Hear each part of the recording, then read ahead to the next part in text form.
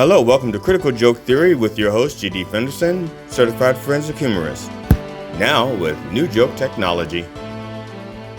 Hi, I'm G.D. Fenderson, Certified Forensic Humorist at large, but I'm losing weight. Welcome to Critical Joke Theory, episode 79. Now with new joke technology and open caption for the humor impaired. Warriors, come out to play. David Harris, the actor known for his role as Cochise in the 1979 cult classic, The Warriors, has died. He was 75. Harris died Friday at his home in New York City after a battle with cancer. Having accumulated more than 50 on-screen credits since 1976, Harris was most known for portraying the gang member Cochise in The Warriors, about a New York City street gang that ends up in a turf battle when they're framed for the murder of a rival gang leader.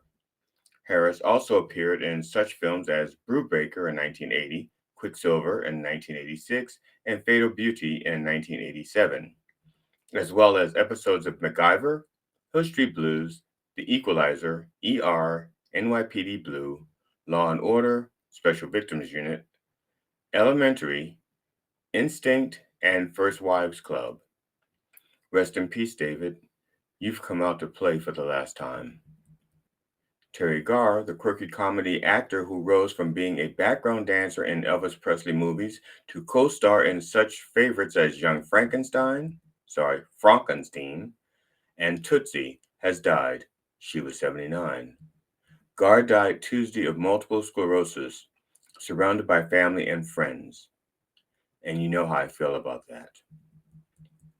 Terry Garr was a comedic genius.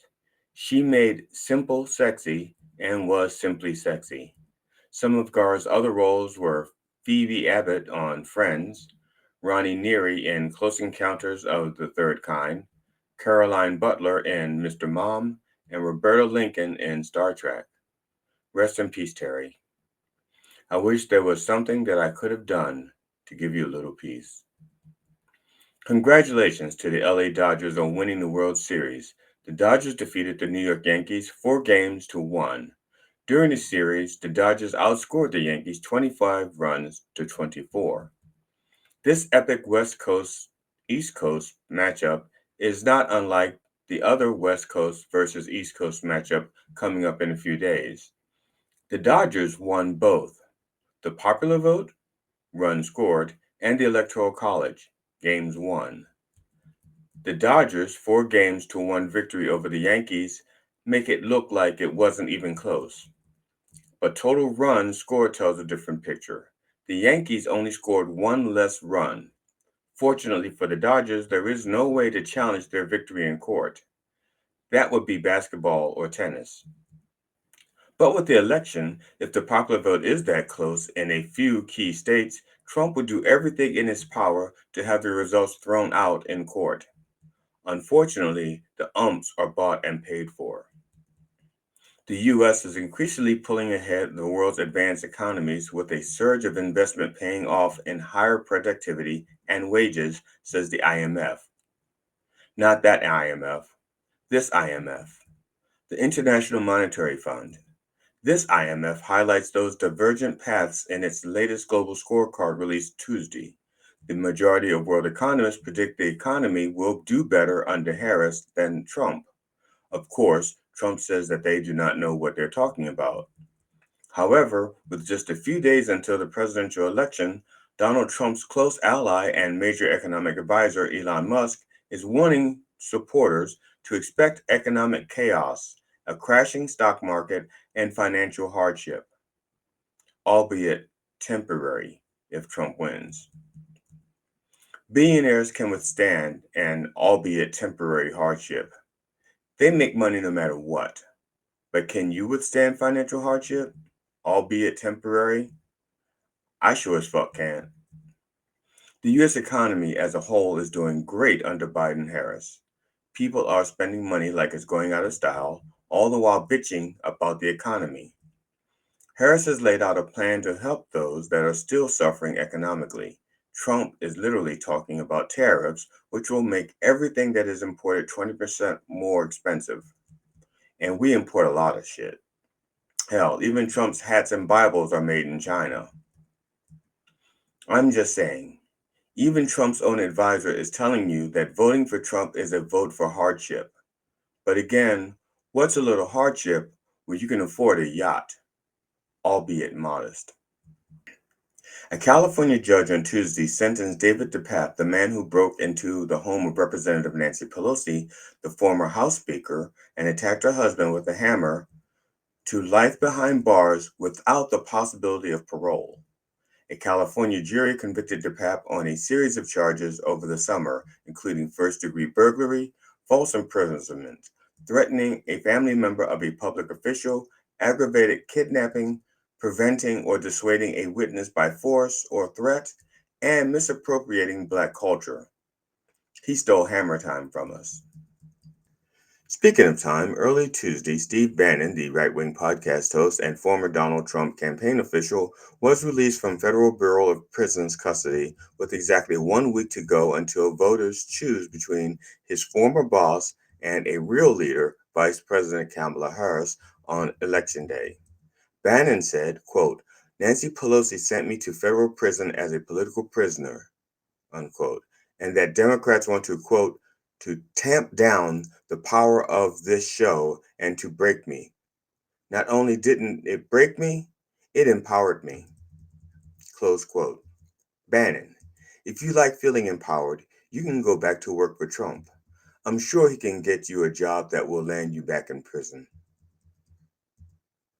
FBI was working Tuesday with authorities in the Pacific Northwest to search for suspects after ballot boxes were burned in Washington and Oregon, damaging hundreds of votes a week before Election Day. In Oregon, Portland police said they've responded to reports of a fire at a ballot box in the Buckman neighborhood at about 3:30 a.m. Monday, local time. 30 minutes later, and less than 15 miles to the north, Vancouver police responded to an arson at a ballot box. Later Monday, Portland police released two photos of a vehicle that investigators believe was tied to both fires. It was described as a black or dark colored 2001 to 2004 Volvo S60 with no front license plate and an unknown rear plate. Voting in both states takes place almost entirely by mail and drop boxes. Washington Governor Jay Inslee called the fires a violent attack on democracy and promised enhanced 24-hour security at ballot box drop-off locations. Quote, we will do everything to keep our election system strong and secure in Washington, close quote, he said. Quote, our state and local election teams are fully dedicated to making sure every person's vote is counted fairly and accurately, close quote. There will be 24-hour enhanced security around ballot drop-off locations. While hundreds of votes are not likely to affect the presidential results in Oregon or Washington, it could have serious consequences for down ballot elections, some of which were only decided by a few hundred votes. Of course, these fires are small compared to the dumpster fire started by Tony Hinchcliffe at Madison Square Garden. More on that later. Hezbollah has named Shiite cleric Naim Qassem as leader over a month after his predecessor Hassan Nasrallah was killed in an Israeli airstrike. You know, I really could fuck with you and throw up pictures of almost anyone, and most of you wouldn't know the difference. I know I wouldn't, and I'm the one finding the pictures. The group's senior counsel elected Qassem as Secretary General. Hezbollah's media office said in statement on Tuesday, adding that Qassem is committed to the Prophet, quote, Muhammad's authentic Islam, close quote, and the core principles of the group. Quote, Muhammad's authentic Islam sounds like the kind of Islam grandma used to make. She used fresh.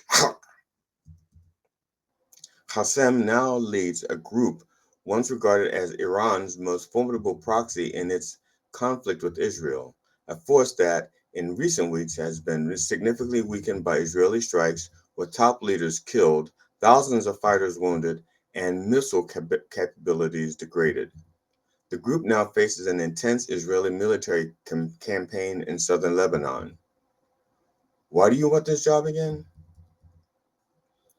Vice President Harris kicked off the final stretch of the election campaign Tuesday evening with a speech delivered on the Ellipse within sight of the White House. The Ellipse is also where former President Trump spoke on January 6, 2021, right before the Capitol riot.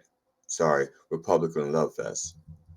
She spoke forcefully, but with flashes of humor, seeking to weave together a lot of strands. And black women know about weaves, unlike Donald Trump. Harris weaved together an attack on Trump, a summary of her own platform, a biographical narrative for those voters who are still not comfortable with her, and a defense on her vulnerable issues.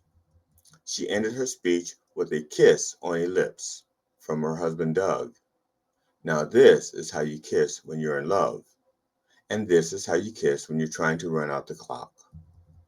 And finally, Donald Trump's racist Madison Square Garden rally was an even bigger campaign debacle than many may realize, especially when you consider his original plan was not to be his own October surprise. The most viral moment, bigoted remarks in which self-proclaimed comedian Tony Hinchcliffe called Puerto Rico a floating island of garbage and suggested that black people carve watermelons for Halloween, didn't just alienate and anger many blacks and Latino voters, it appears to have energized many of them to show support for Kamala Harris' campaign. And that includes some big-name stars, including LeBron James, who was offended by the remarks about Puerto Rico. Then he remembered that he hadn't bought his Halloween watermelon. Trump should have known to avoid an MSG rally. MSG has been used as a food additive for many years. During this time, the FDA has received many reports of concerning reactions that people have attributed to MSG. These reactions, called MSG symptom complex, include headache, flushing, sweating, face pressure or tightness, lack of feeling, numbness, tingling or burning in the face, neck, and other areas, quick fluttering heartbeats, chest pain, feeling sick or nauseous, weakness, and the Trump campaign is suffering from all of these and more. In the background at the rally was a huge sign, quote, Trump will fix it, close quote. If it's the election, he can try. It's the economy, no thanks, we're still recovering from the last time you fixed it. I remember COVID. My family and friends who died from COVID are still dead. Trump left the dumpster fire at MSG only to struggle getting into Garbage Force One in Wisconsin. Trump loves to pretend that he knows what work is, and it's working on the country's nerves. There was a floating island of garbage in the middle of the ocean, and Trump has been marooned on it. And that's not a life jacket. This is our last Critical Joke Theory before November 5th's election. Our next episode will be on November 8th, and that will either be a day of mourning or a day of mourning. Please vote. I'm G.D. Fenderson, Certified Forensic Humorist, now with New Joke Technology. Thank you for watching Critical Joke Theory. If you enjoyed it, please like and share it. And please check out Done Way Past Funny on YouTube, Knob TV, and Spark TV. Also watch The Church of Last Resort streaming live on Sundays on YouTube at 9 a.m. Eastern. And if you're in Hanover, Pennsylvania on November 8th, check out my new comedy experience, The Rowdy Runway Comedy Show. Tickets are available online at www.churchofsatirecomedyclub.com. And please get out there and vote. Be safe out there, and don't feed the crazies. Critical Joke Theory with your host, G.D. Fenderson, Certified Forensic Humorist. Now with New Joke Technology.